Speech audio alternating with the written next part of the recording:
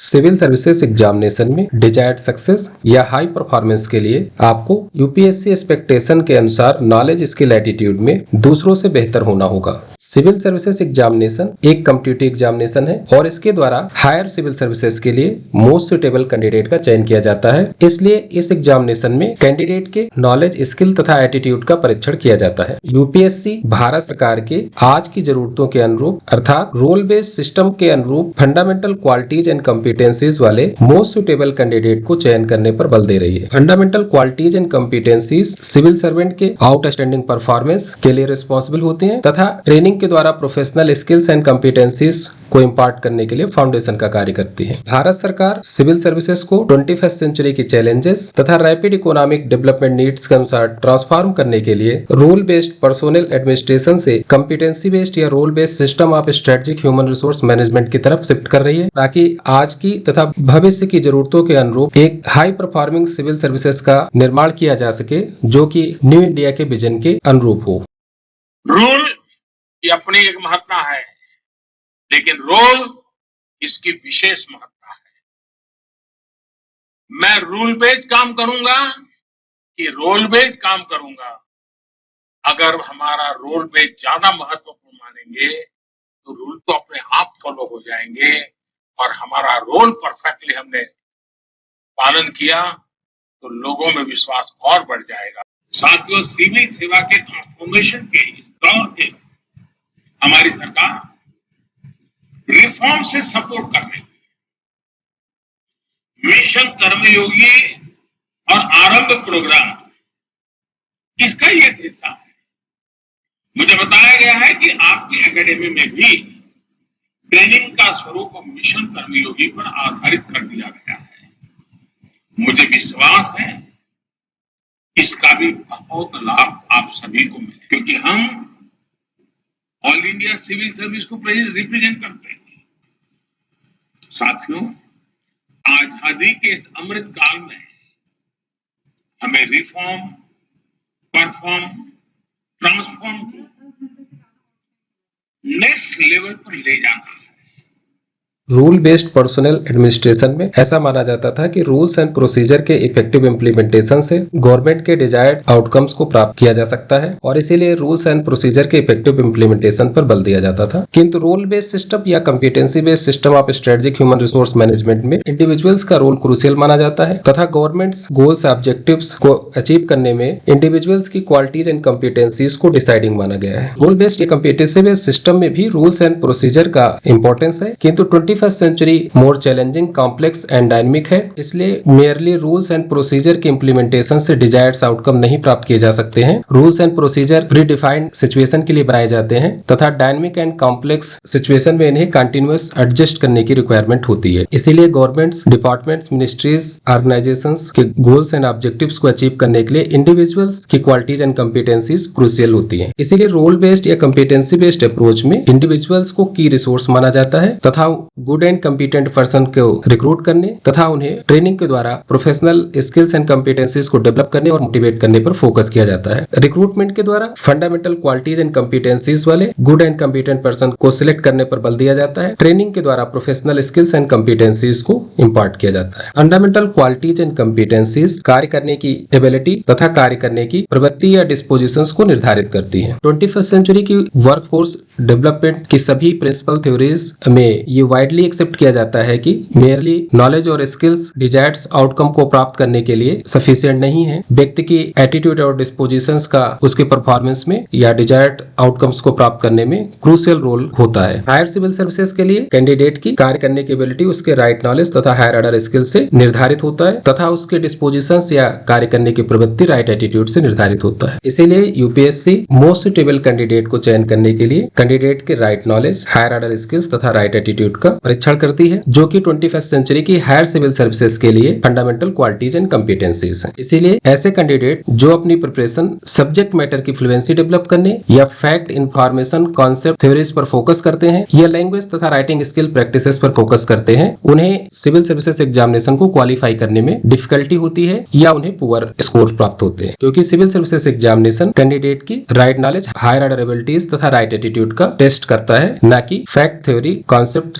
Information and writing skills का। Right knowledge से तात्पर्य रिलेवेंट सब्जेक्ट एरियाज के नॉलेज से है, जो कि रियल वर्ल्ड एक्सपीरियंसेस के डेप्थ ऑफ अंडरस्टैंडिंग पर आधारित हो तथा लॉजिक और एविडेंस बेस्ड हो। सिविल सर्वेंट रियल लाइफ में वर्क करते हैं तथा उनके डिसीजन और कार्य देश के पॉलिटिकल, इकोनॉमिक्स तथा सोशल वेलबींग को प्रभावित करते हैं। रियल वर्ल्ड एक्सपीरियंसेस की डेप्थ अंडरस्टैंडिंग उनके इफेक्टिव रूप से कार्य करने या उनके प्रोडक्टिव होने तथा लीडरशिप पोजीशन को बनाए रखने के लिए क्रूशियल है। यदि सिविल सर्वेंट की रियल वर्ल्ड एक्सपीरियंसेस की सुपरफिशियल अंडरस्टैंडिंग होगी तो उनके कार्यों के अनइंटेंडेड रिजल्ट प्राप्त होंगे तथा वो काउंटर प्रोडक्टिव होंगे तथा उनकी लीडरशिप पोजीशन चैलेंज होगी और पब्लिक गवर्नेंस प्रतिकूल रूप से प्रभावित होगा। Higher order skills core intellectual competencies है। इन्हें 21st सेंचुरी की लीडिंग स्किल्स माना जाता है तथा real world complex problem solving की ये मेन स्किल्स है। ये स्किल्स इंटेलेक्चुअल ट्रेड्स तथा क्वालिटी ऑफ थिंकिंग को डिटरमाइन करती है तथा 21st सेंचुरी में हायर ऑर्डर कॉग्निटिव फंक्शंस के लिए जैसे डिसीजन मेकिंग, कॉम्प्लेक्स प्रॉब्लम्स के रूट कॉज को समझने तथा इनोवेटिव सॉल्यूशंस डेवलप करने, सॉल्यूशंस की इफेक्टिवनेस को एग्जामिन करने, रिसोर्सेज के स्ट्रेटेजिक यूज करने तथा कोलैबोरेशन एंड कम्युनिकेशन के लिए क्रूशियल होती हैं। क्योंकि आज सिविल सर्वेंट के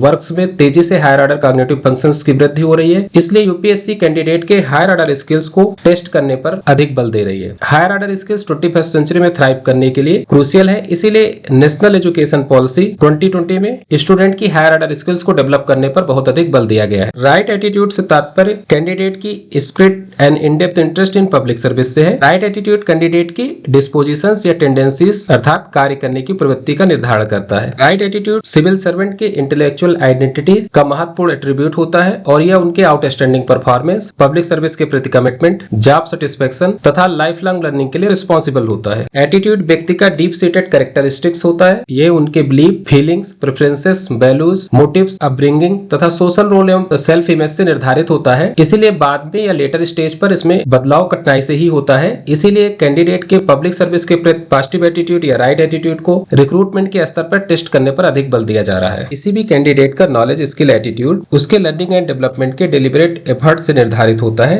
न कि उसकी जन्मजात प्रतिभा या इनेट टैलेंट से। Cutting edge research in brain sciences, learning sciences and real life experiences ने क्लियरिटी से एस्टेब्लिश किया है कि किसी भी व्यक्ति का किसी भी फील्ड में एक्सपर्टीज या सक्सेस उसके इनेट टैलेंट से निर्धारित नहीं होता है, बल्कि उसकी लर्निंग एंड डेवलपमेंट के डेलिबरेट एफर्ट से निर्धारित होता है। हमारी इंटेलिजेंस, हमारी कैपेबिलिटीज तथा नॉलेज एंड स्किल्स हमारे न्यूरल नेटवर्क्स और सिनेप्टिक पैटर्न्स का एक सेल्फ ऑर्गेनाइज सिस्टम होता है और यही हमारी इंटेलिजेंस और कैपेबिलिटीज को डिटरमाइन करता है, जो कि हमारे लर्निंग एंड डेवलपमेंट का परिणाम होता है और न्यू लर्निंग एंड एक्सपीरियंसेस के साथ इसमें परिवर्तन होता रहता है। इसलिए हमारी इंटेलिजेंस और हमारी कैपेबिलिटीज हमारे जन्मजात क्वालिटीज का परिणाम नहीं होती, बल्कि हमारे लर्निंग एंड डेवलपमेंट का परिणाम होती है। किसी भी कैंडिडेट का नॉलेज, स्किल, एटीट्यूड का डेवलपमेंट उसके लर्निंग एंड डेवलपमेंट के डेलिबरेट एफर्ट्स पर निर्भर करता है, न कि उसके जन्मजात प्रतिभा या इनेट टैलेंट पर। इसीलिए कैंडिडेट के नॉलेज, स्किल, एटीट्यूड में दूसरों से बेहतर होने में या कॉम्पिटिटिव एज प्राप्त करने में हाई परफॉर्मेंस के 3 की फैक्टर का क्रूशियल रोल होता है। ये है strategic in focus, the science of learning तथा एबिलिटी टू सस्टेन अटेंशन, जो कि आपके नॉलेज, स्किल, एटीट्यूड में दूसरों से बेहतर होने के लिए रिस्पॉन्सिबल है। First, strategic in focus. Strategic in focus best way है रिक्वायर्ड नॉलेज, स्किल, एटीट्यूड को डेवलप करने का। ये सिलेबस कंप्लीट करने का प्लान नहीं है, बल्कि रिजल्ट इंश्योर करने की स्ट्रेटजी है। क्योंकि प्लानिंग एकेडमिक एग्जामिनेशन में सक्सेस के लिए वर्क करती है, लेकिन कॉम्पिटिटिव एग्जामिनेशन में प्लानिंग के द्वारा सक्सेस नहीं प्राप्त किया जा सकता है। ह्यूमन हिस्ट्री एग्जाम्पल से भरी हुई है, जहाँ पर रियल लाइफ में या कंपटीशन में सक्सेस बेस्ट स्ट्रेटजी के द्वारा प्राप्त किए गए हैं, न कि प्लानिंग के तहत। स्ट्रेटजिक इन फोकस एक प्लेइंग टू विन स्ट्रेटजी है। ये अपना बेस्ट करने पर भरोसा नहीं करती है, यानी अपना बेस्ट करने की फिलॉसफी नहीं है, बल्कि बेस्ट प्राप्त करने के लिए एक्शन है या बेस्ट प्राप्त करने वाली स्ट्रेटजी है। स्ट्रेटजिक इन फोकस आपके स्ट्रेटजिक विजन, थिंकिंग तथा एक्शन में सिनर्जी लाकर आपके रिजल्ट को इंश्योर करता है। हमारे कॉम्पिटिटिव एज प्रिपरेशन के लिए सेकंड फैक्टर है the science of learning. Science of learning explain करता है कि हम कैसे लर्न करते हैं, यानी हाउ वी लर्न। ये हमारे फास्ट एंड इफेक्टिव लर्निंग के लिए तथा हायर ऑर्डर स्किल्स डेवलपमेंट के लिए क्रूशियल होता है। हमारी एक्चुअल लर्निंग या ट्रू लर्निंग तब होती है जब हमारे लर्निंग एक्टिविटीज के पश्चात हमारा knowledge, skill, attitude long term memory में स्टोर होता है और यही नॉलेज, स्किल, एटीट्यूड हमारे एग्जामिनेशन और रियल लाइफ में परफॉर्मेंस का आधार होता है। जब हमारा knowledge, skill, attitude working memory से लॉस्ट हो जाता है तो ये हमें फील ऑफ लर्निंग जनरेट करता है, जो कि हमारे परफॉर्मेंस में कंट्रीब्यूट नहीं करता है। साइंस ऑफ लर्निंग पर best practices of learning most effective होती है learning and knowledge, skill, attitude को लॉन्ग टर्म मेमोरी में ट्रांसफर करने में या स्टोर करने में। इसीलिए वर्ल्ड की बेस्ट यूनिवर्सिटीज जैसे MIT, Oxford, Harvard Harvard, Stanford सभी में बेस्ट प्रैक्टिसेस को लर्निंग स्ट्रेटजीज में शामिल किया जाता है, जैसे active learning, critical reading, reflective thinking, learning by doing and deliberate practices जैसे project based learning, real life case studies आदि। जबकि ट्रेडिशनल लर्निंग प्रैक्टिसेस जैसे passive learning, rereading, rote memorisation, revising multiple times and repeated practices या mass practices, ये सभी practices less effective होती हैं long term memory में नॉलेज, स्किल, एटीट्यूड को ट्रांसफर करने में और हायर ऑर्डर स्किल्स डेवलपमेंट में। इसीलिए ये हायर ऑर्डर स्किल्स डेवलपमेंट को एडवर्सली इंपैक्ट भी करती है और इसके परिणाम स्वरूप फील ऑफ लर्निंग या सैलो लर्निंग